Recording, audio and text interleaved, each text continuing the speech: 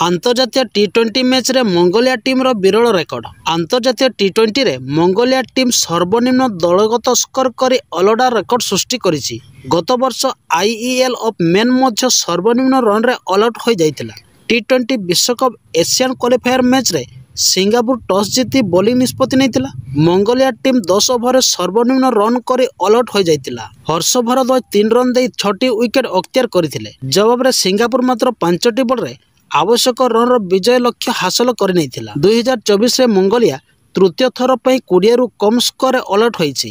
Mongolia समस्त 4टी match रे पराजित होई परवर्ती पर्याय को उन्नति हेबारे विफल होइछि। टी20 रे सर्वनिम्न स्कोर तालिका रे Mongolia 10 run, IEL of main 10 run, Mongolia 12 run, Mongolia 17 run और तुर्की 21 रन सर्वनिम्न दलीय स्कोर करथिले। एशियन क्वालिफायर मैच रे मंगोलिया टीम 10 ओवर 10 रन करी ऑल आउट होई क्रिकेट जगत रे एही विरल रेकर्ड सृष्टि करिछि।